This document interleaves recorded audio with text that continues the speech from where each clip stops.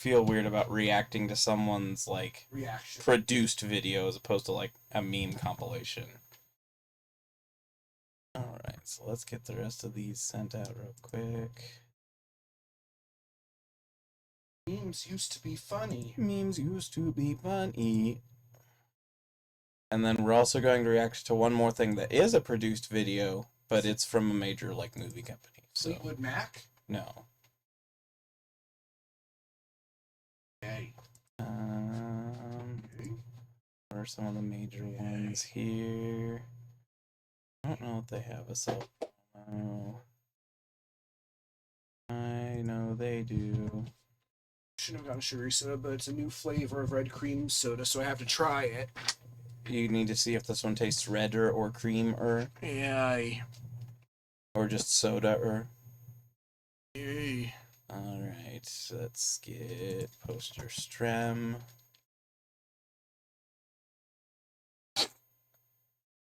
The face. No, I just had the thoughts of the one person I commissioned before saying just give me a character and an expression, I'll try and like match them up. So then I just thought about if I gave them a Spope's face. Spokes! Yeah, just to see how they reacted to that. They might not understand, other than they might just understand it's a Gmod thing. They probably won't know exactly what Spopes is. Well, yeah, I mean, I'm wondering what the hell they would do with it, even. They try. They just make big puffy cheeks version of you. Self-promotion. IRL, for some reason, is the everything you made. Even if you didn't make it in real life. What? And then down here I have this streaming channel, and I might link it here. I don't always link my stream there because they don't have a dedicated promotion channel, and I feel weird posting in the main channel, that kind of stuff. Alright, so I do know a little bit about this. Definitely more than Shin. Shin knows it exists, and that's it. And he didn't even know it was like a list article. He thought it was. Hello! Bibby! Hello! Hello! From your server. Yes. Yes. Alright, so. Only a name I know. Yay. So we're going to be going through Dexerto's claims of the 100 best games of all time. I'm sure nothing will go wrong with this whatsoever. Yeah. I doubt I'll be that offended. But we'll see. Alright, so from exciting RPGs to action-packed first-person shooters, Dexerto's list includes the 100 best video games of all time. Oh, wow, they're sounding pretty objective here. The best. Who's Dexerto? They're a gaming, I mean, they've done gaming, like, listicles and reviews and stuff like that for years. Is your voice going to be up for this? I don't know! Gaming has come a long way since the days of computer, space, and Pong. In fact, it's gone from a hobby to a multi-billion-dollar industry, and each year, developers across the world release exciting and new games that players can't wait to get their hands on. It's true. This, of course, raises one big and important question. With so many games coming out each year, which are the best?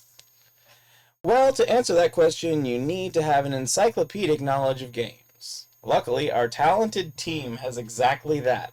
I'm sure they know every video game out there and won't miss out on anything, no matter how small, even if it's like an indie game. Well, they mentioned computer space. So we'll see what they have to say here. Yes, that's right. As it's Gamescom week, and we're very excited. What's Gamescom? I don't pay attention to the gamosphere, like any award ceremonies from any company or any conventions that I can't actually afford to go to. The Dexerto gaming team has come together like a less rubbish version of the Justice League to bring your definitive list of the best video games of all time. I mean, they've got to have Street Fighter 2 on here somewhere, right? We've got everything from thrilling superhero games and MMOs to shooters and RPGs. Basically, we've left no stone unturned whilst writing this list. Give me Japanese-only stuff? I mean, maybe. Yes, there may have been a few arguments. I'm sorry, Pokemon Crystal fans. So What? you already know Pokemon Crystal's not on the list. All right. Well, they're better Pokemon games, I figure. But we got there in the end. So enjoy Dexerto's list of the 100 best games of all time. So the first one's been spoiled slightly. There's a Tails game right off the bat here. It was actually not my favorite in the SmackDown. SmackDown 2, Know Your Role was my favorite. But this is the prequel to that? No, or? this is... Yeah, this might be. This might be the is the fifth first? title, it says. Oh. WWE SmackDown. Here comes the pain. All right, let's see if I can scroll it. You're spoiling me. There's the article. Okay, what about it? WWE SmackDown, Here Comes the Pain was the fifth title in the WWE SmackDown series and featured some amazing additions, such as improved grappling system, an immersive season mode, which revamped the rivalry system, the Elimination Chamber match type, and much more. I didn't know about this game, so I can't give a full judgment on this one because the last one I owned was the third one. This came out after I'd stopped watching wrestling as much. Why we like it. Here Comes the Pain was the last title in the WWE SmackDown franchise before it was rebranded to WWE SmackDown vs. Raw, which were the games that I had only known about the first one of because it was at Toys R Us at a time I was looking for something else. Oh, Street Fighter. Yeah, I'm sure Street Fighter has to be on here. Yeah, specifically I'm expecting one of the Street Fighter 2s. Rainbow Edition. What? The one that has no delay between your attacks, so you can do infinite combos. I'm not familiar with that one. It was a, hack version. Yeah, it'd have to be. A quietly revolutionary game, Here Comes the Pain offered incredible replay value due to owing to the variety of player choices, branching storylines, and much more engaging rivalry system.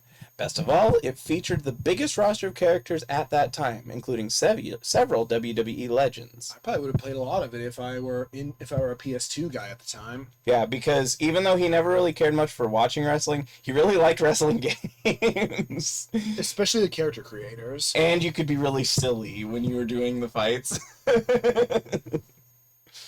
Doom 2016. This one I'll give credit at least being on the list, since I don't know everything that's not on the list. I know some things that are not on the list expressly. Now, there's a burger joint in my city that has Rainbow Edition. Really? There's a sweet that exists? Yeah, they originally were cabinets because they were from a long time ago. The only way that they existed for a long time was in. Oh right, for some reason that was a ROM hack. No, it was a real upright cabinet special version. I think it's from Taiwan or something. It's really silly, but just completely broken. Yeah. It was wild. It actually, though, inspired later versions of real Street Fighter 2 because of how the combos worked. That's where combos came from, isn't it? I believe so. Oh, yeah, I forgot all about that. Yeah. That's wild. Yeah, it was very important, and it was a hack. Oh, no, I hate that I get to see the next one. I don't think I can shorten it without... because I need it to match with the screen. So, yeah, because it won't show the text. Zangief had the fastest walk speed in Rainbow, apparently, which is not what you would expect. Alright, so we'll have to get spoiled to it beforehand simply because I cannot fit all of the text that it shows on my screen on that window over there. Bummer. Unless... Ah, you did it! Oh, you undid it. We're experiencing technical difficulties. Oh no. I don't need to reshape or resize the faces menu. I need to reshape this. Yay! There we go. Okay. All is well. Alright. If it scrolls on the screen from the bottom while I'm reading, I can't help it because my scroll bar moves at the scroll bar speed and not at where the end of the text is. You have to drag the bar slowly. Yeah, but it's 100. It won't scroll that slowly. It's going to scroll fast. Oh, okay. Alright, Doom 2016. What's it about? Demonic forces in the far-flung future have overwhelmed a Union Aerospace Corporation research facility on Mars. Should the demons triumph, Earth will soon be overrun too. So to prevent the apocalypse, the scientists awaken a lone Marine to wipe out the legions of hell. And it works. And it's a Marine who is very serious and listens to everything that his superiors have to say, and he never just kind of breaks computer screens because he's tired of listening to the people trying to talk to I him. guess we could alternate the reading to save our voices. I don't have a drink. That's the biggest thing. I'll have to get a drink at some point. Well, you... Why we like it. A love letter to the Doom game of old. Doom 2016 embraces and elevates what came before in what was easily the fastest, most chaotic game in the series, pre-Doom Eternal, at least. Which we never did Doom Eternal.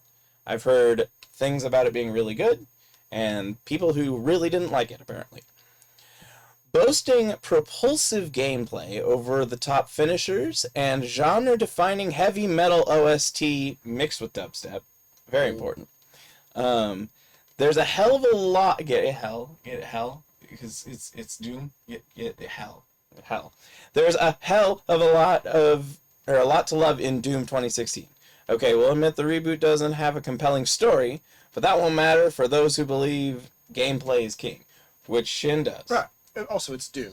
Shin's scale is like gameplay above all else, and then It's a bit more nuanced than that. and then probably story and graphics are one of the things where it's contentious because they don't want bad graphics, but bad graphics and good graphics have weird definitions. Because some people say all pixel art is bad graphics, and I disagree. Well, they're stupid. I disagree. You know, what do they know? So now we're going on to the third one, Assassin's Creed A series Odyssey. neither of us know anything about. Well, I know a But tiny neither bit of us about it, but I've invested. never played it, and I don't have much interest in playing it. I have some games from it that just came with my PS3, but I never played them. Set in ancient Greece, the game focuses on the elder of two siblings. Oh. On my foot. How did I run over your foot? Yeah, it's steel toe. Keep reading, I can hear you from the other room. I'm getting a drink. Alexios or Cassandra, a legendary mercenary known as the Eagle Bearer, who got exiled from Sparta after trying to save the younger sibling from being killed.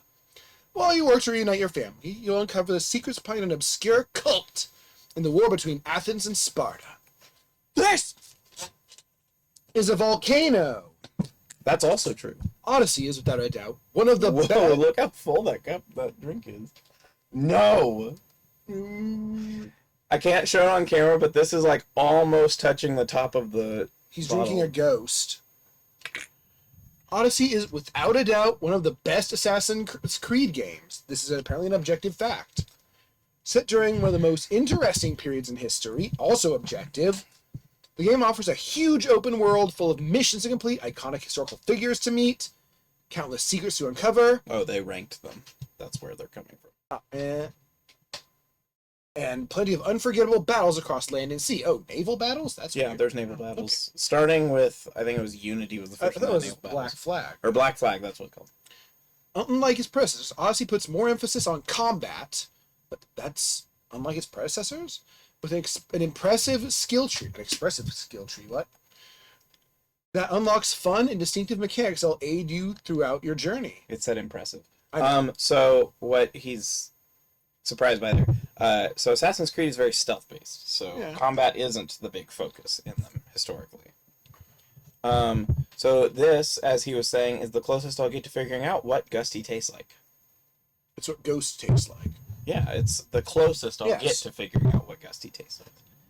So next, a game I have no interest in simply because of the fact that I don't care much for Star Wars. Me neither. I was tempted once, though, because it has a character creator. But I've been told by people who even aren't that interested in Star Wars that it's a very good game. So it's a very good game. I would imagine there are some people who would say that it's weird that it's ranked this low. I'm not surprised It was to a see very and okay, that's another thing that, from what I understand, seems overlooked in this list. From what I heard, is cultural influence. Seems like not everything that you would imagine based on cultural influence is on the list. So that is a concerning thing. Well, I think it's a good thing. Well, cultural influence does dictate how good a game is. I suppose. It's not the only thing that defines how good a game is. Right. But some level of culture, I mean, because otherwise you're going to ignore all, like, classics because they're out of style as far as their qualities and what made them influential to begin. That's what you mean by culture influence. I think you're referring to it as, you meant just popularity. Yeah, no, I mean, like, how it, like, say how Super Mario World influenced platformers that came after Super Mario World, or Super Mario Bros. 3 influenced platforms that came after it. Of course, too much cultural influence, and all the oldest, like, Pong is going to be one of the all-time greatest because... Well, no, I mean, if I were to say that, you'd have to have, like, Pong and Pac-Man at, like, 199 and things like that. Because they're very culturally influential, but there's only so much game there. Right. It's kind of a balancing I act. guess that's a good balance would be like, well, Super Mario Bros.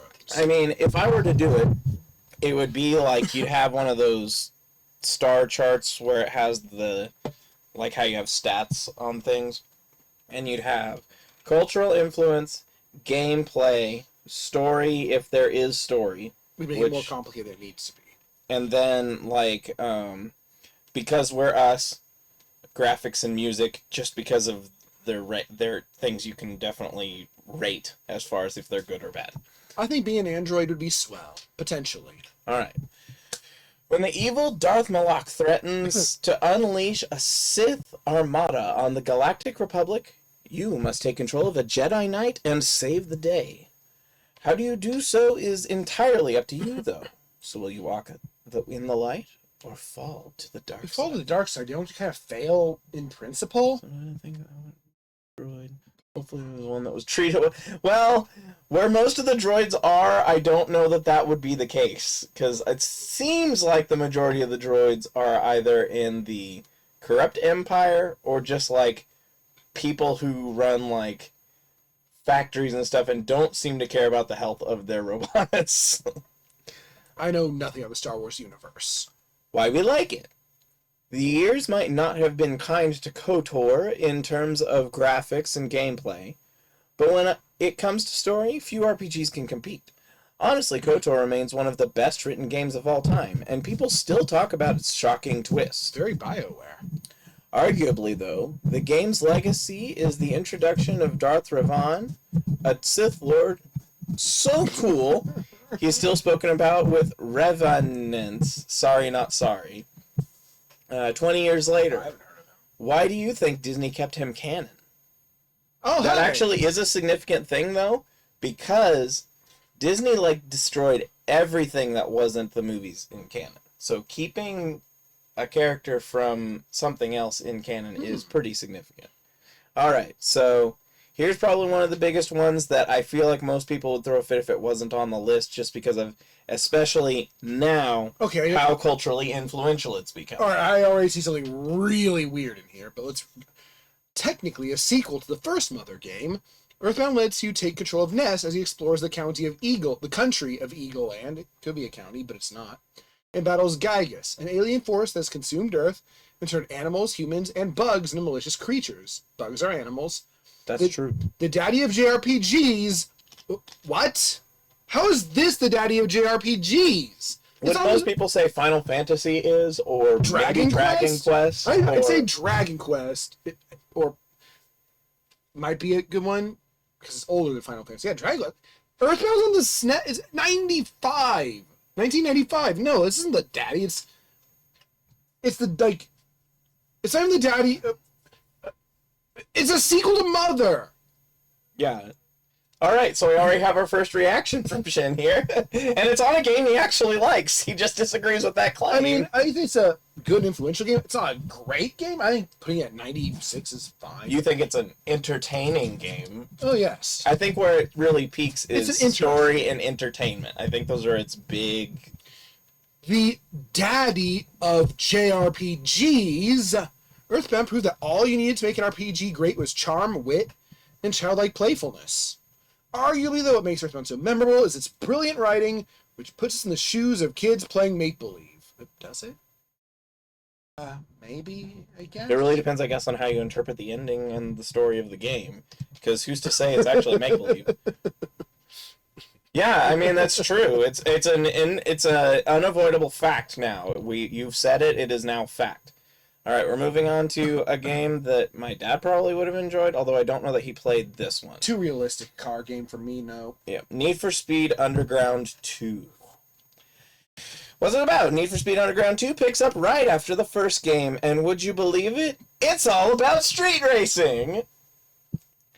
Need for Speed Underground 2 changed things quite a bit for the Need for Speed series. While Need for Speed has already had several well-received titles under its belt, such as Hot Pursuit and Porsche Unlimited, Underground 2 brought a necessary sense of style to the series. Porsche Unlimited is just a game about Porsche? Probably, like, sponsored by.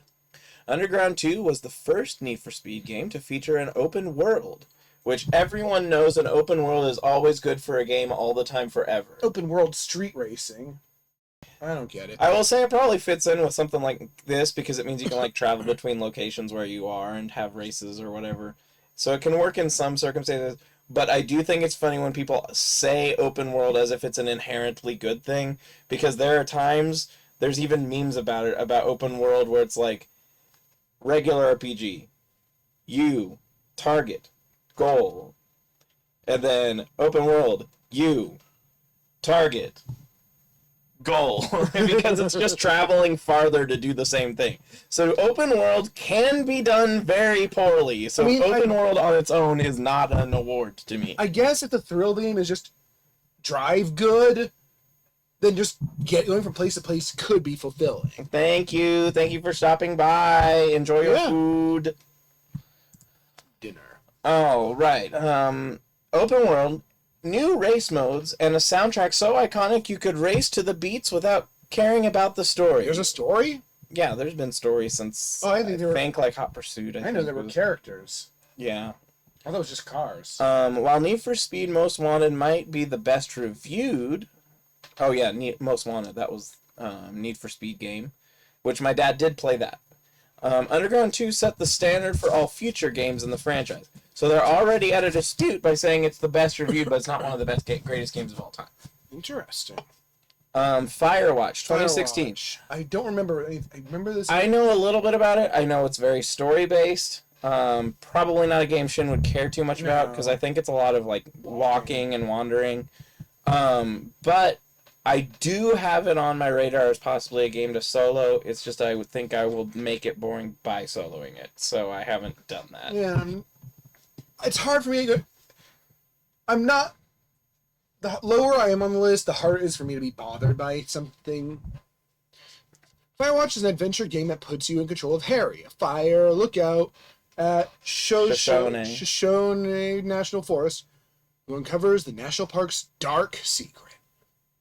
Not its light secret. No. Firewatch is one of those stories that can only be told through the medium of gaming. I can respect that.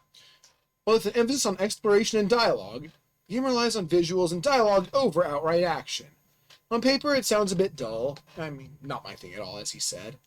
But in fact, it all contributes to the game's mysterious and uneasy atmosphere. Indeed, it's that sense of unease that drives the player to explore and figure out what's really happening. Firewatch might not be for everyone, but if you give it the time it deserves, it will stay with you forever. See, it strikes me a little bit as kind of like Stories Untold, how it's, more story-driven than action-driven. Although, Stories Untold was really good at tension. It was a really good game as far as how tense it felt. I don't remember anything about it. It's the one that had like the 5 mini games that were all telling. That's all I remember. Oh yeah, it's. I thought it was really good. I actually tried to get some other streamers to try it out because I thought it was really good and I thought that they might enjoy it. Mortal Kombat 11.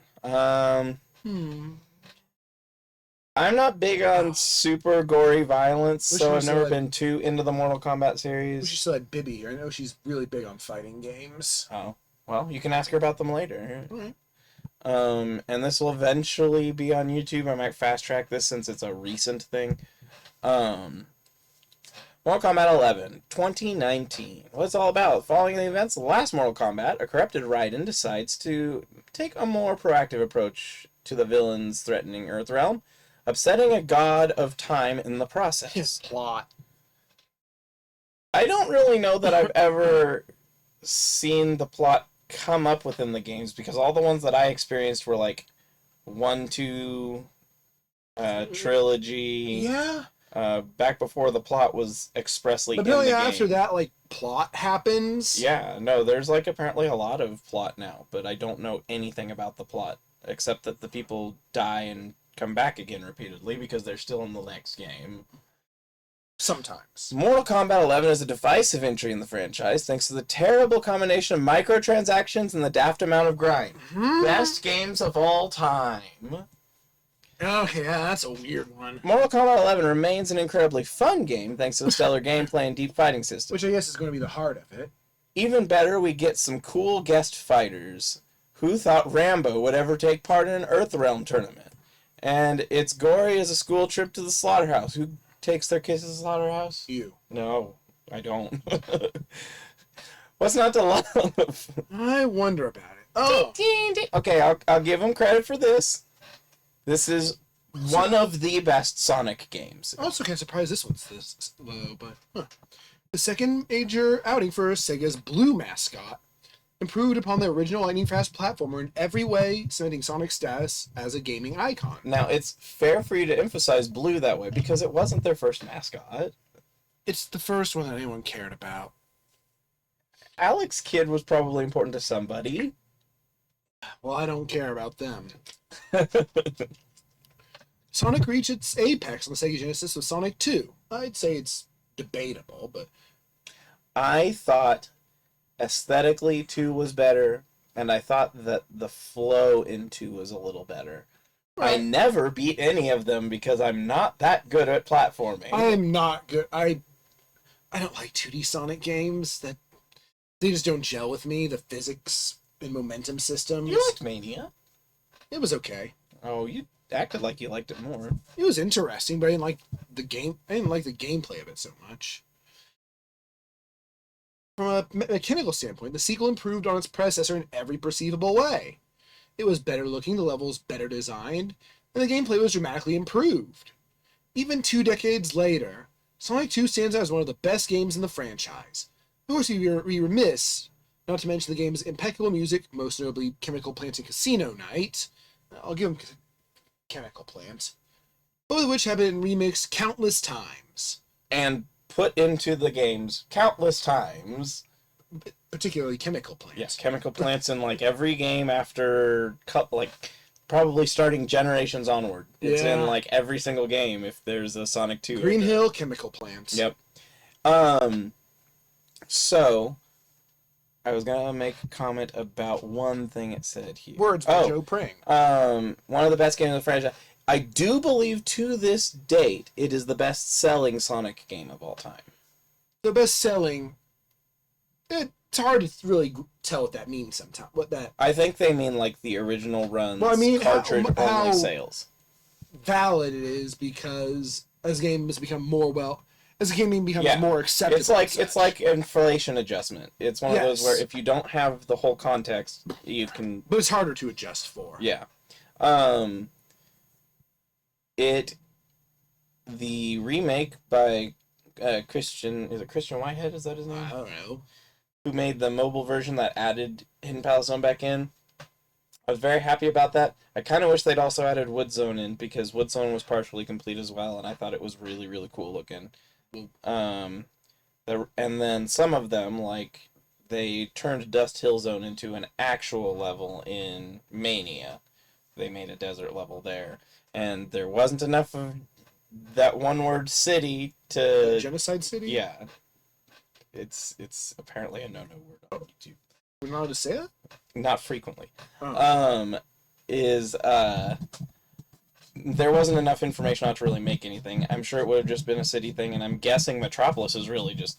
They renamed it. Well, Metropolis was in 2. That's what I'm saying. I'm guessing that they changed it from that to Metropolis.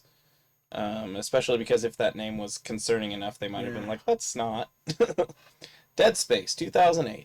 I know a tiny, tiny bit about Dead Space. Me too. This one's you. I thought I just... Oh yeah, you did. Something has gone wrong with the USG Ishimura sent to investigate. Isaac Clarke couldn't possibly imagine what he'd find in the deeply troubled spacecraft. With necromorphs lurking around every corner, just waiting to pounce, This brutal horror game has you uncovering the fate of the ship's inhabitants while trying to eradicate the nightmarish infection. They died. You also have a really stressful segment somewhere in it where you're trying to do surgery on your own eye with a giant needle on a robot. Or you're trying to avoid surgery on your own eye, I think. No, you try to do it, and if you fail, it just, like, obliterates your face. Ugh. And apparently you can only kill necromancers by cutting their limbs off, which seems really weird to me. Why we like it. Show, don't tell. 3 words Dead Space lives by. With a minimal UI elements and overall lack of exposition, you're largely left to fend for yourself as you uncover the terror on board Ishimura. A chilling experience take on the survival horror formula. This spacefaring shooter has a bloody good time that's sure to send shivers down your spine even on your 10th replay. With a slew of weapons and to find and upgrades to equip, it's one you'll continuously want to improve at, though the necromorphs never become less unsettling. Phantasy Star Online? Really? Well, let's see what they got here. Sega's groundbreaking MMO placed players in the role of a hunter tasked with investigating the strange behavior of ragdolls, wildlife, and the whereabouts of their boss's daughter, Red Ring Rico. Which this game is the one that lets you get the tails chow. Yeah, and I played through this, and I never played it online because most GameCube players just played the offline version of it, and it had. Well, you had to have that weird special adapter that was like used for 3 games, don't you? Yeah, and I didn't have internet anyway. But a pioneer of the genre and the first ever MMO to be released on a console. Really? Phantasy Star Online served as a gateway to massively multiplayer experiences for mainstream audiences. I'm in the mushroom desert. I was thinking about that earlier. Maintaining the trappings of a traditional RPG, no open world, instance environments, but with an eye for arcade-like ease of access. Sega's streamlined approach to character progression and emphasis on hunting for cool loot made it unique among its contemporaries. A testament to its longevity and forward-thinking design, the Dreamcast title lives on today through numerous fan-run private servers, some of which continue to add new content and enjoy sizable, dedicated communities, though it's like a PC version of it. But yeah. I guess this is an instance of... It's here for its influence, more than its actual... how it holds up today. You are here at number 90, so you missed the first 10, but this will be on VOD, so if you want to go back and look at it, you can. Never touched it. So, it's good that I'm doing this because I'm the one who has experience with Animal Crossing. Animal Crossing is a game that used to be really, really, really fun and addictive to me until I got to the point in my life where I didn't have enough time and didn't really want to do things like weed and kill all the bugs in my house all the time and lose villagers because I wasn't visiting them enough. Yes. So I haven't played them, actually, I think, since Wild World. No, I think you played New Leaf. New Leaf, that's the newest one. Yeah, I didn't play Horizons, and I didn't play... the Nintendo 64 I didn't play City Life one very much, and yeah, I didn't play the 64 one because it was only in Japan. No problem, just got home from work. Be maybe lurking unless something big to me pops up. Okay, well, that is totally fine, and if you have something that you find outrageous... we're probably also going to say that. They called Earthbound the granddaddy of JRPGs. So they did. That. They said Earthbound was the daddy of RPGs. Of JRPGs. Meaning which makes that no it's sense. Apparently the father of its prequel. Mm-hmm. So that's very interesting. And we're both people who like Earthbound in one way or another. Yeah. But we still have criticism with that claim. Well, yeah, 'cause it's wrong. What it's about. In this social simulation game, players move into a village of mostly friendly anthropomorphic animals. From there, they can pretty much play however they want, whether it involves catching bugs, decorating their house, befriending other villagers, or connecting with real-world friends over Wi-Fi. Yeah, it's just inherently an incorrect claim. It just, I don't know where they came. And this is after they said at the beginning that they have an encyclopedic knowledge of video games. So they mentioned Mother in their article on Earthbound, where they said Earthbound was the granddaddy of JRPGs. Daddy. What does that make? What does that make Mother? What does that make? Is it the granddaddy then? Then what's Dragon Quest? It doesn't exist. Oh. Well, we'll even see if it's on the list. We don't know. We haven't seen it yet. Better be, if we're talking about influence. Why we like it, New Horizons, coincidentally, perfectly timed release may have made the game a juggernaut, but Wild World arguably made Animal Crossing what it is today. The perfectly timed release because it was first released during the pandemic, so people were home a lot to play it.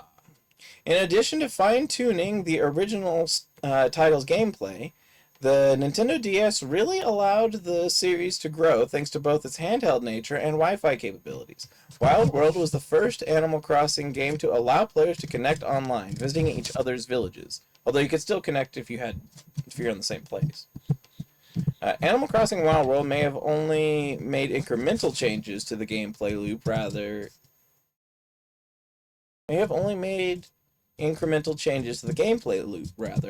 but its successor's leaps wouldn't have been possible without if Wild World hadn't perfected that core formula first. So this again is saying that there are better games in the series, but this one was influential. That makes sense. So we gotta see though how much influence versus quality comes into this if they're declaring these the best games of all time. You get Paper Mario: The Thousand-Year Door. it is a good game. Yeah, again, a bit lower than I expect. Badge of Honor, not literal. It's only recent. How do you do indie RPGs? That makes sense. But then why wouldn't they have called it the daddy of quirky indie RPGs? Because even though it wasn't indie, it created a whole niche as a result. A paperized Mario sets off to save the kingdom and uncover the secrets of the Thousand-Year Door. Along the way, he'll explore Rogueport and recruit fun teammates. I don't know, we want to emphasize weird words today. It's fine. Paper Mario: The Thousand-Year Door, isn't just the best Mario RPG, it's actually one of the best Mario games of all. Look, I love an RPG, but the genre is tied to fantasy, pathos, and some serious themes across those hours of gameplay. What offers is a shorter version of these epics, but with just as much discovery and then a sprinkle of Mario magic, with some fantastic platforming and addictive battles. Seriously, the real-time and reaction-based battles here are borderline perfect and make the smallest match a blast. The story and characters add even more, and the colorful cast of characters is still fondly remembered by fans decades later. Rock Hawk for Smash, let's do it, folks. Alright, so I did really, really like Thousand-Year Door. Paper Mario and Smash. But if I were to rank all of the Paper Mario or all of the Mario RPGs, since I haven't played the Mario and Luigi ones, I can't count them. Super Mario RPG is probably at the top tier for the RPGs. Then after that, I would probably say that the non-RPG in the series, really, Super Paper Mario is my favorite. I really like the story. I loved the gameplay, and I felt it was balanced as far as how much time it used versus what you felt like playing in the game. I felt satisfied 100%ing the game. That's an extremely hot take. Yeah. Then probably Thousand-Year Door, and then the first game. Although that said, I really liked the first game a lot too. They're all very high. Sticker Star, it wasn't as bad as I think a lot of people claim it is. It lost me pretty fast. I 100%ed it, with the exception of it had one banner that required you to get 1,000 perfect time attacks, and I completed the entire game with 300. So I would have had to basically play the game 3 times over just to get it. Other than that, though, I did everything there was to do in the game. I thought it was worth my time. And then I never played Color Splash or Origami King. The latter because I didn't own the system, and the former because I'd heard a lot of negative opinions about it from people who liked Paper Mario. So I was kind of wary on it. Well, you didn't have the system for either. Oh, were they both on the Switch? No, one was on the Wii U. Oh, that's right. The Wii U. Which you thought existed. No, I thought it was on the Switch. Oh. After you said that. I thought it was either on the Wii or the Switch. But no, Super Paper Mario was the only one on the Wii. And then you have this last part. Oh, yeah. I already read that. Oh, did you? Well, oh, it yeah. was by Nathan Elling. Was what? All right. So 87 is The Sims 3. That seems kind of weird, though. I've never played it, so I can't say too much. Having played The Sims, it was my least favorite style of sim-related stuff that I experienced. I didn't think it was bad. I really liked if you were, free-forming it to just do interior design and stuff. But the babysitting your characters, upon character, the gameplay is the worst. See, yeah, that's another thing I've been told, is it's almost to the point where some people would declare it unplayable, because its gameplay was so bad. I heard that said about Sticker Star. My biggest problem, nothing. My biggest problem with Color Splash is, even though I love Shy Guys, there's very few creatures in the game. It's mostly just Shy Guys and slightly different forms of Shy Guys. And everyone just has generic color outfits. They don't have like any flair or anything on them. So you're mostly just fighting Shy Guys a lot throughout it. So Sims 3 here. The only experience I have is with the original one. But like I said, the babysitting kind of subtracted me kind of the things I enjoy in the sim related games. I loved SimCity as a kid. 2000, 3000, but I turned off Disasters. I'll say it outright. I don't care. I wanted to play the game how I wanted to enjoy it, as opposed to showing anything off to anyone. So I turned off Disasters, but I loved playing those games. I would play them for hours. I probably have logged hours almost comparable to what I have for StarCraft on SimCity 3000. Really? And I played a lot of StarCraft. I touched a bit of SimCity, but it just was not my thing. Yeah. I on the other hand, SimCity ain't going to be on this list. Actually, it's a good time to announce. There's a company called YesBox making a game called Metropolis 1998 that looks like a classic SimCity 2000 kind of look, but you can like interior decorate all the buildings, and if you choose to, you can go as microscopic as you want and deal with like living the days of the citizens on the streets, and you can go as generic as just doing it like a SimCity simulator. It looks really, really interesting. It's currently an alpha build. God. Oh boy. no. Oh. Okay. But yeah, so that's the thing to check out. I want you to try and check that out. Herbs? And no. Metropolis 1998. And then City Skylines, the first one, was very, very, very entertaining to me. It's actually one of the earlier games I streamed on this channel.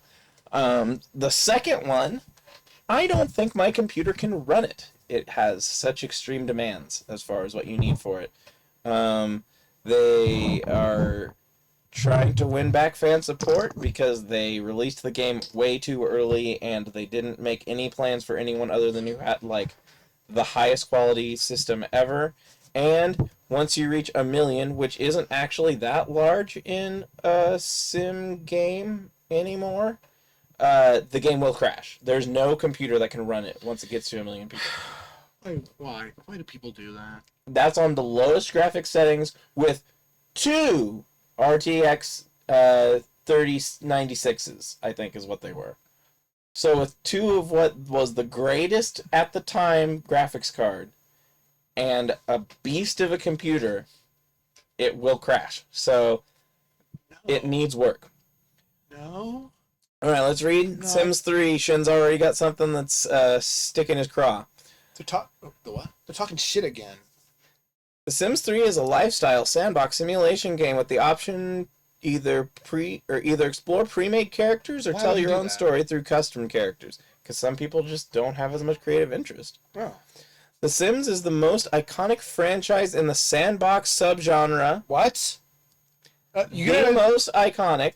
You're going to tell me what the sandbox subgenre is? Because when I think the most iconic sandbox, Minecraft. I was going to say, bar none, Minecraft. Like, Minecraft is... I guess it's not a sandbox. Yeah, even though it calls itself a sandbox. And it's a subgenre of what? Open world sandbox, I don't know. Or is it simply the most iconic lifestyle sandbox? In which case, I'd say, sure.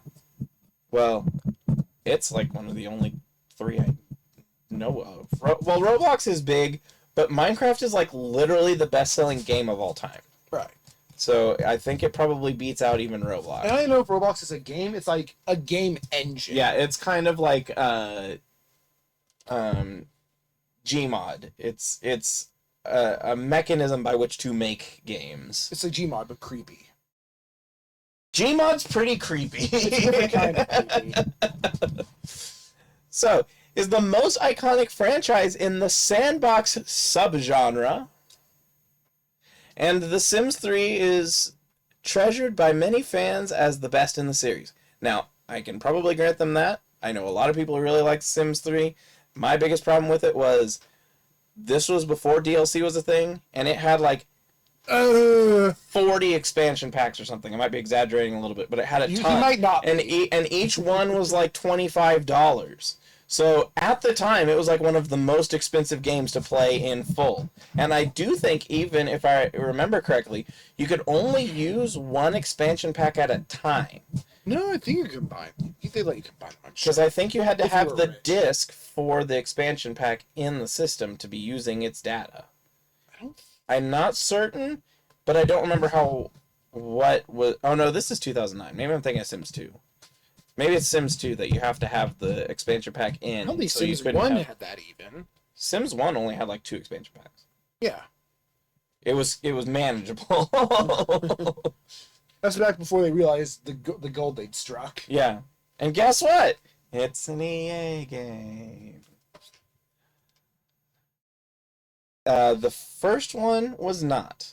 Maxis? The first one was owned by Maxis, and then at some point, EA EA bought killed Maxis and destroyed it. The last game ever made by Maxis was Spore. And then after that, they just integrated all of their things into the EA name. They made a SimCity game that most SimCity fans don't like. So that's saying how good they did at that. Yeah, SimCity 4. Because SimCity 4, you had much, much, much smaller cities, and you had to make, like, one section, and then create trade with, and then make another city, and then make all of the connections there to expand it. It should have been 3001. Well, no, because it went from 2,000 to 3,000, so Maxis had already forgotten. Well, it should have been 40,000 then. No, that's Warhammer. Oh. God, counting is hard with video games. Numbers. Yeah. Yeah, and then they sometimes count down, and it's just how it is. And then sometimes they'll add words, and then still, like with Sonic Adventure 2, and then they went back to Sonic 4, and nobody liked Sonic 4, apparently. No. Like, nobody. So, here Sonic 4 2 was good. Well, it's okay. Alright, so I'm putting this off, apparently. Sims 3 is best in the series. It's deeply immersive and engaging, with a surprising amount of lore, but it still manages to give players utter freedom. Lore. It's possible to play the game with intriguing pre-made characters or handcraft your own to explore fully customizable worlds. Combining that with a fiercely dedicated modding community and all of the expansion packs ever makes it a joy to play through as a fan of simulation games. If I remember correctly, right now, the most expensive game as far as owning all of the materials is like a flight simulator, because they have like individual models that they sell for $1 a piece, and they have like thousands of plane models. So it ends up coming at like $4,000 or something like that to play the game with everything. She has grudges against some of them. Okay, That's the person who enjoys the game. This is an important question. Do you mean grudges against some of the Sims or some of the Sims games? Because I could see it going either way with someone who's a really big fan of the Sims. Sims, but I guess I shouldn't make assumptions. Or do you mean expansion packs? Because that's also another thing we could be talking about with the early Sims games. While you're answering that, I'm going to scroll on to the next one. What? Wait, what? What? What? Oh, it's a Diablo game that I know nothing about because it's too recent. I don't play Diablo, but... Oh, is this a hot take? I don't know. I think it is. I would imagine it is. I don't... Both, I assume. I know she hates one particular character. Diablo 4. What? So, I would imagine it's a hot take, but I also don't know how this list is going, because if anyone's going to say the greatest Diablo game, almost everyone says 2. Almost everybody I know says Diablo 2 is like the most iconic Diablo I'm game. wondering if this is going to supersede the other Diablo games. That's what I'm saying. I don't know whether it's like one per franchise kind of thing. I don't know how this list works in that respect.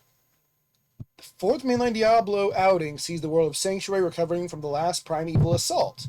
Meanwhile, Lilith, the demonic mother of humanity, returns to claim her children. Diablo 4 borrows from the most celebrated parts of Diablo 2 and 3 to create new experiences that unite the fan base. Did it unite the fan base? I guess it could have. I don't know.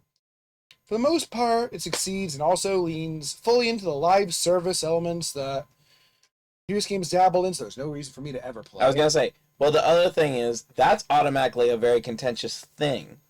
Live service only is a thing that there are some people who are okay with, and a lot of people who just don't like it. That me.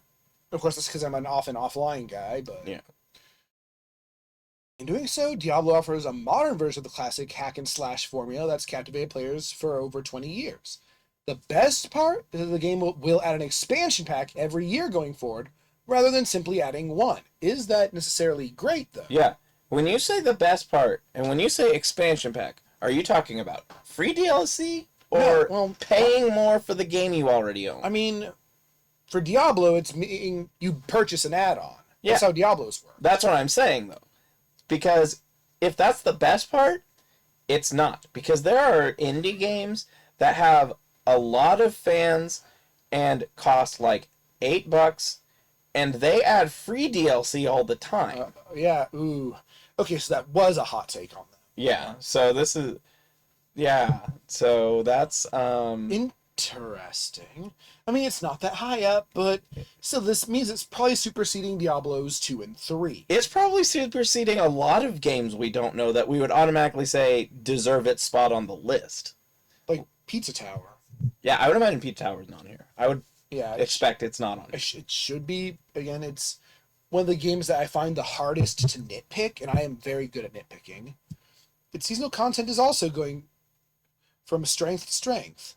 Or you say Sam Smith? Is this the singer? Sam Smith? Yeah. I don't know.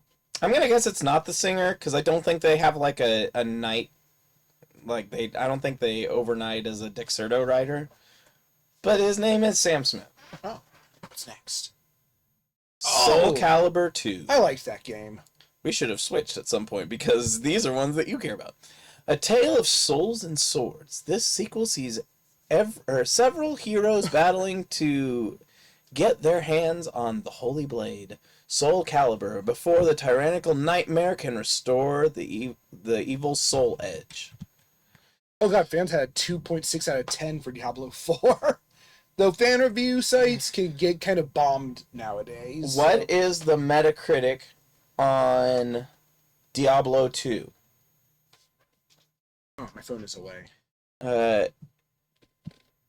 Why we like it. Tekken with swords is a reductive way to talk about Soul Calibur franchise, especially because Shin likes Soul Calibur and he does not care for the Tekken game. Well, I just think that Soul Calibur is more interesting characters to me than Tekken. Yeah, but you also don't like the input format for Tekken. No, Isn't I'm fine it different for Soul Calibur? Oh, no, they're kind of similar. I like a lot more than Street Fighters.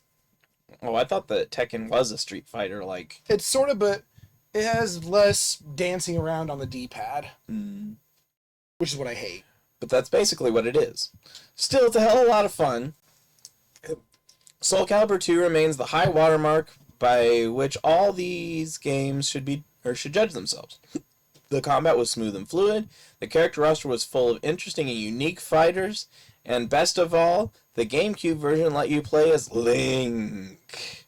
A classic fighting game. I like 3 better, but that's just because I had a character creator. Is that the game that has Voldo in it? Soul Calibur, yes. What is Voldo? Old man. Creepy bondage old man. Who doesn't know how to walk right. And he has like, is it chakra? Guitar. A guitar, that's right. Or tambourines. And no, he knows how to roll instead of walking. Or like crab walk. Or like moonwalk in place.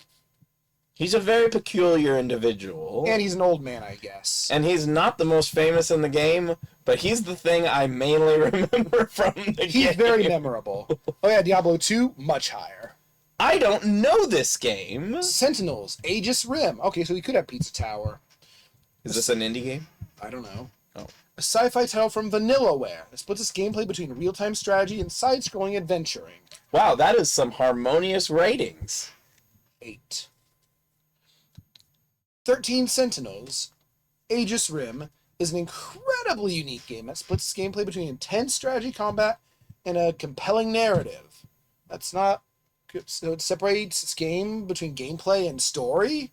That's not very unique. To say much of the story would ruin the experience for anyone yet to play it. But basically play as 13 high schoolers who are all connected to one another.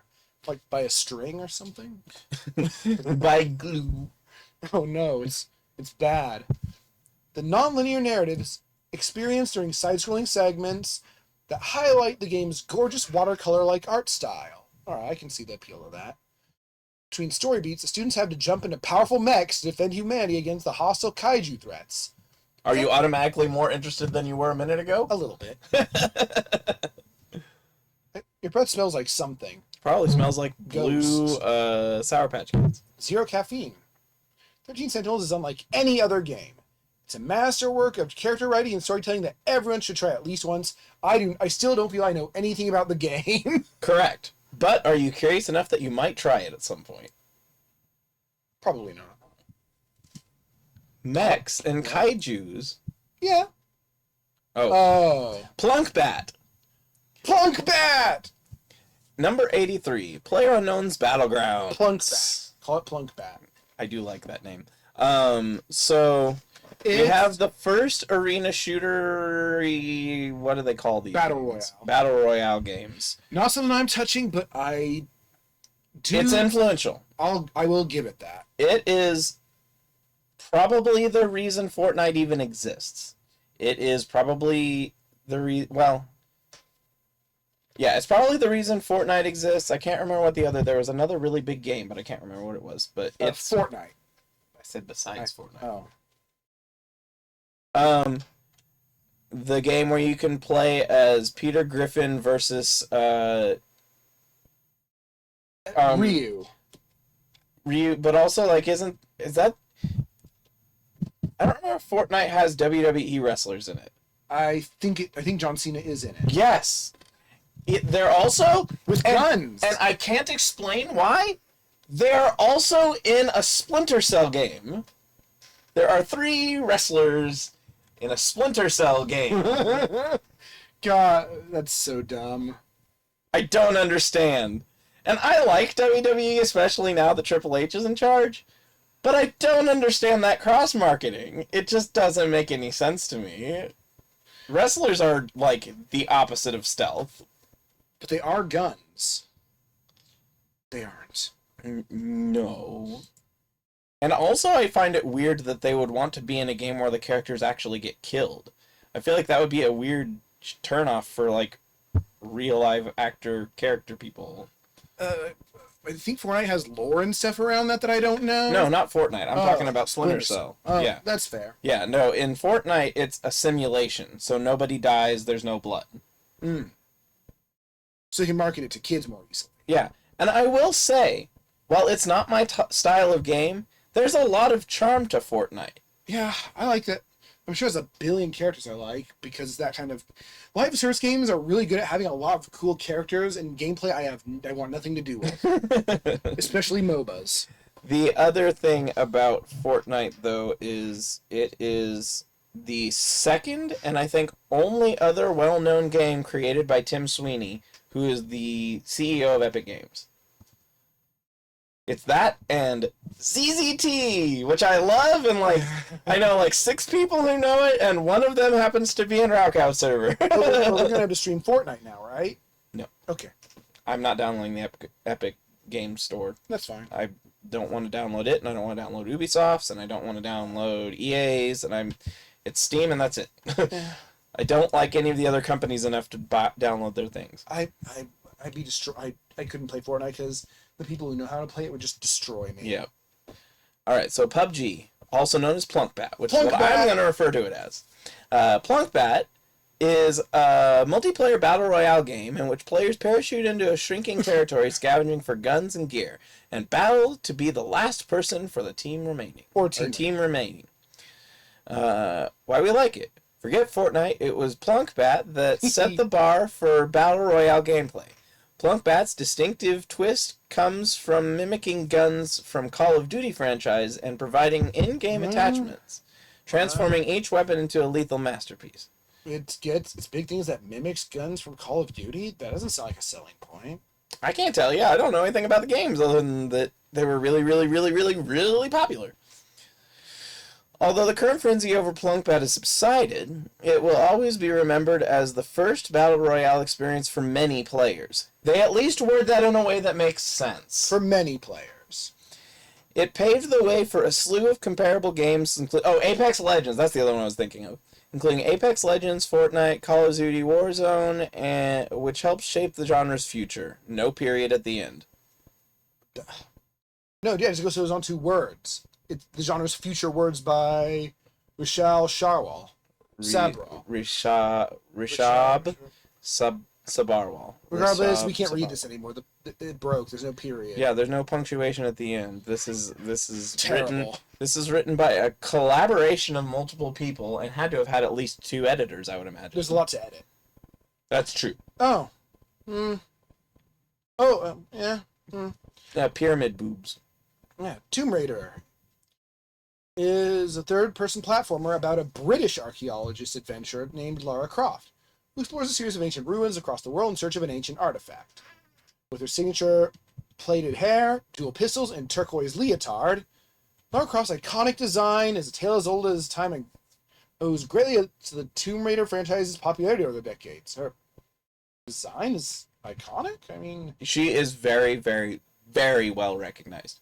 Yeah. And, as most people probably wouldn't be surprised, is the most popular video game character in the UK. Number 1? I do believe so. Really? I am astonished. An early example of 3D platforming, that's scary. Tomb Raider's grid-based movement and weighty controls gave the game a structured sense of traversal. Whereas climbing, running, and jumping are all measured in squares, which brings a great manner of challenges to the game. But it really meant you had to calculate the exact combination of button presses needed to get across a room successfully. It's one of the best adventure games that really require you to use your brain. Alright, so it's very mechanical.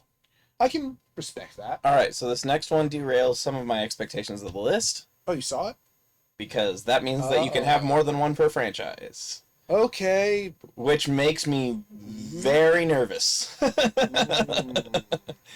Because that means you could just front load a whole bunch of the same type of game out there. Yeah, and also makes it weird that they put some of the... we'll see. Oh, Doom Eternal 2020. So Doom Eternal, I've heard mixed opinions about it, but a guy I like named Hell Hero, who I actually have as one of my auto cycles when I'm not streaming, guys, he really, really likes it. And a guy I hate who will not be named really, really hates it. Because I'm weird like that. What it's about. Doom Eternal follows the Doom Slayer as he fights throughout hellish worlds to preserve Earth from a demonic I'd invasion. rather him just be named Doom Guy. I do like Doom Guy over Doom Marine and Over Doom Slayer. Doom Eternal recreates the same atmosphere of classic Doom with updated visuals and some of the finest monster mashing maneuvers. It's funny that they say that because id Software worked with Apogee, who made Monster Bash. Monster Bash. It's not going to be on this list. I highly doubt it. The game rewards an aggressive playstyle and is the ultimate gore fest, where every kill and dismemberment you engage in is a visual feast. So what differentiates it from just Doom? Is it just the same but more? A sequel? I think it's significantly more challenging. Oh, well, they should go into more detail about it. And I think that it say why it's is 81st more lost. it is more arcade gameplay style than the More explorative and yeah. okay. I can do respect think that's true. You hear a lot of that. I can respect that. Well, Metroid Prime. This is one that Shin does like. an interesting choice. I mean, that's I trust that it's not going to be the only Metroid game. You're making it so I can't rotate the chair. You're going to need to have Super Metroid on here now, but despite this being the first game, to bring everyone's favorite spacefaring bounty hunter into the 3D realm, Metroid Prime was a resounding success. It takes players on an adventure across Talon 4, and I think the most impressive thing about it is that this was a big gambit for Nintendo, I feel, making a first-person shooter. Well, not only that, on the GameCube. But it was a revival of a series that hadn't seen any attention since the Super Nintendo. Right. It was like 8 years or so Yeah. since, and they released this alongside Metroid Fusion. Yeah, which was the one on the Game Boy Advance. Yes. So this is a wild move, and it paid off. It's a lot somehow of people really, really, really like the Prime game. I don't remember though, but I did beat it back on the GameCube. Samus Aran is the main character in all 3 Metroid Prime games. What? How? You know what else? She's a female. That never happened before. No, the instruction manual of Metroid contradicts that. What? Well, it says he's a guy. He's a cyborg. He's a cyborg, even though she takes off her helmet at the end if you play it well. Well, the cybernetics make him a guy, but he takes the cybernetics off if you win. Oh. Video games are difficult. It's one of the first games to take the Metroidvania format out of being a 2D side-scroller, giving players a rich and varied world to explore, and it handles well, and as a Metroid game, it has some funky glitches you can exploit. I don't think... They never did that with Castlevania, did they? What? A 3D Castlevania that was actually a Metroidvania. Or was it more classic style Castlevania? I think they did that on the PS2. They had a pair of games on the PS2 that did that. But they were Metroidvanias instead of like classic Castlevania? I think so. They had the Lord of Shadows series, but that was God of War, not a Metroidvania. They also had Castlevania 64, but I know nothing of it. And I'm guessing it was 3D. I'm guessing you didn't care for them if you had no knowledge of it, really. I read that Nintendo Power said they weren't very good, so I never touched them. Back when you could be honest about your reviews in a magazine instead of we're getting advertisements from this company, so you cannot talk negatively about their game. I mean, I'm sure they had to talk well about any first-party Nintendo game, but... Let's see... You're constantly getting new upgrades and figuring out how best to use them for both exploration and combat. Yeah, you can use your tools for combat and exploration. It's not just a key that does nothing else. It's like also a gun.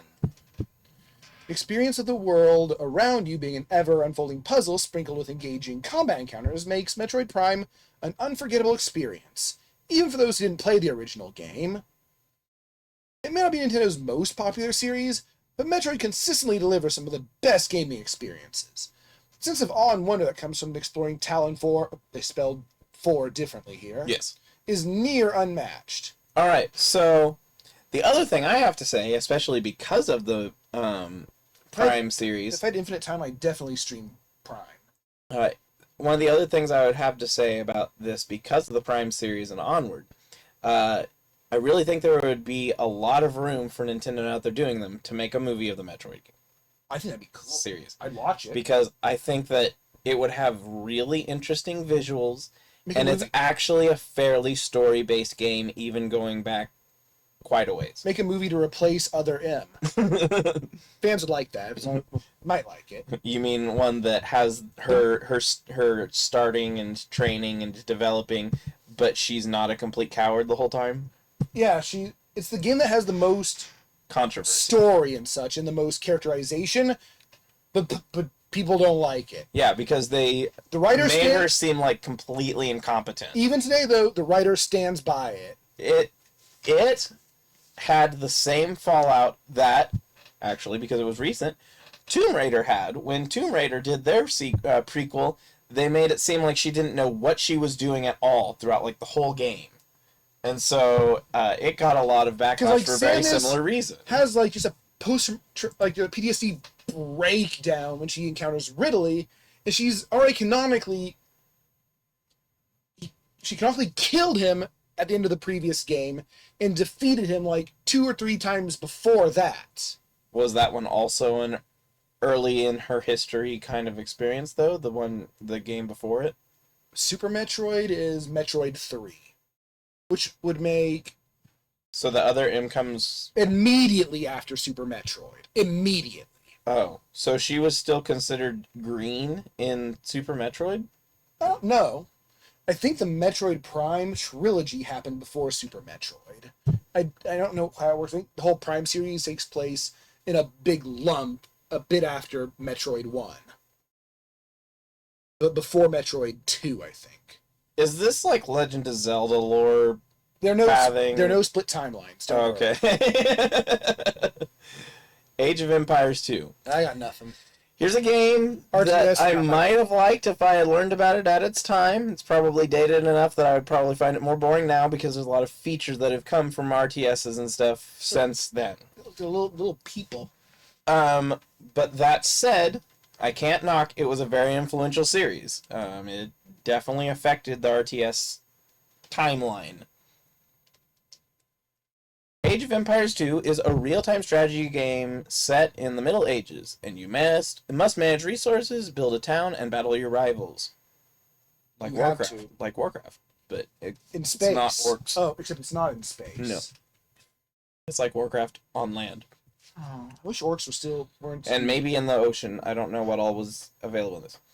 The late 90s were a glorious era for PC strategies. Yeah, I hope you include something like StarCraft, because it's like a really, really, really influential game. And Blizzard's going to make several more appearances. And it was like the origin of like RTS tournaments and stuff like that. Yeah. Like, it's huge. It was like the biggest game in Korea for years. And of course, we're going to have WoW because it's probably the most influential MMO of all time. Yeah. RuneScape. Oh, yeah. I don't know that RuneScape would be on here.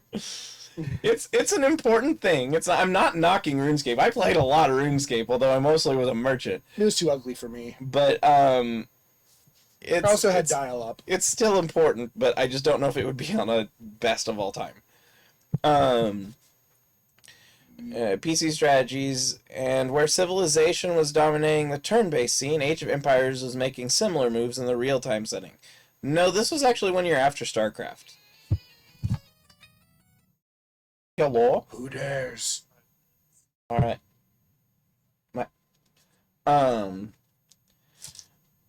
So I already disagree with that because StarCraft came a year before this, and even at its beginning, StarCraft was very influential. Yes. Even I played StarCraft. Yeah. It's actually where I got attached to the characters enough to get it on my own. I started with StarCraft 64. Oh, God. I didn't like because you had to maneuver with like a joystick mouse. Yeah, no, its controls were considered like the worst of any and there was RTS ever. And there was almost no voice acting. Which is weird because the voice acting is actually like pretty good for its time. Yeah, in the the Nintendo PC 64 version. cartridge space. Yeah, in the PC game though, yeah, it actually had really good voice acting, and really good CG for its time. It was just all around a really good game. I have a lot of qualms with Activision Blizzard these days, but back in their heyday, Blizzard made some very good games. 3 Vikings. We never played it. No. Lost Vikings. I mean, but Yeah, there were Lost 3 of them. There were 3 of them. That is true. So anyway, I already disagree with them on that. Age of Empires was making similar moves in real-time setting. No, it wasn't. Well, I mean, it wasn't not, but it wasn't the only one. Ensemble Studios' third game was an unbelievable improvement, offering a raft of changes and new features that... Hello?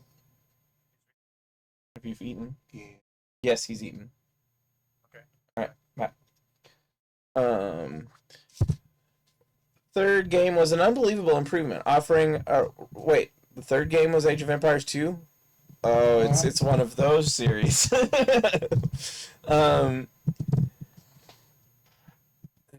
Unbelievable improvement, offering a raft of changes. Oh no, it's their third game. Okay, never mind. It was an unbelievable improvement, offering a raft of changes and new features that the community scarcely thought possible at the time. The real strength of Age of Empires 2 was its ability to excel in both single-player and multiplayer formats. It featured 5 separate campaigns, all of which offered something unique, and multiplayer support was consistent and impressive for the time, even if everyone just resorted to turtling. That might not be the game's fault, but it probably is. The subsequent remaster built on that success, and the game has continued to thrive for almost 25 years after its initial release. So, you can't do that, though, in StarCraft. You cannot turtle in StarCraft. You will lose. StarCraft is about going fast. Like, that's... Oh, it is? Yeah, StarCraft is about, like... That's not your style at all. Well, I use map settings. I like playing other formats that used it, and I like playing the story. But the online competitive scene, I was not into that.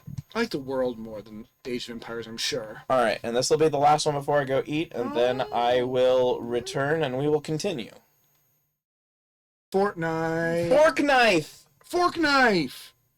Fork Knife has cemented itself as a oh no. As a flagship title in the gaming ecosystem, this is true. Yeah, I can't deny it. It is a very influential, very popular game. Introducing building mechanics to battle royale games. I've seen some gameplay of it, and they run around shooting, and as they do it, yeah, all they're doing is like making these weird spiral towers. No, it's crazy to watch people play. And that's why I'm confident I can never play it, because what's even happening? You're like hitting 4 buttons at a time. It's around, so you just immediately place down like a wooden wall in front of yourself, and I'm like, what is this magic? Yeah, this is like ADHD shooter is what this is. You have writ large. I feel I'm just too old to be able to be good at this.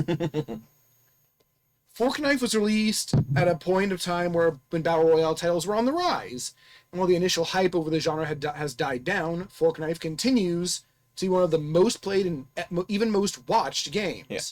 The game has stayed relevant with countless collaborations. That's a big part. The only thing that appeals to me about it. And in-game events with gaming as well as real-world brands for some reason. All these have allowed Fork Knife to maintain ties with contemporary pop culture. That probably gives it a lot of staying power. Yes. Additionally, the game offers cross-platform play. Along with a highly immersive creative mode where you can team up with your friends and build your custom games. And to play it online, you don't necessarily need your console's online service subscription. Interesting. Yeah, apparently like they cover it with their own server stuff. Oh, which probably means you do need an Epic Game Store account. Yeah. Alright, so this is where we'll pause for now on number 78. Weird spot to stop, but it is time for me to eat. Never. So, it might be right back. I don't know, because I don't know what exactly is... Oh, no! You killed the Blue Ranger! Oh, he's one of them! He's one of them what? I was going to say he's my favorite, but I wasn't sure, so I said he's one of them. Oh, he's one of the Power Rangers. It's hard to say. I really liked the Blue Ranger, and I liked the Green Ranger. And I grew to like the Black Ranger a lot more as I got older. He was a really cool guy. He's a frog. No, that's the second Black Ranger. Oh, right. He was one of the 3 replaced ones. Yes. All right. So anyway, I might be right back because I don't know what food is. It might be something I'm bringing down here. But if not, we'll be back when we're back. No one needs to know. Banana.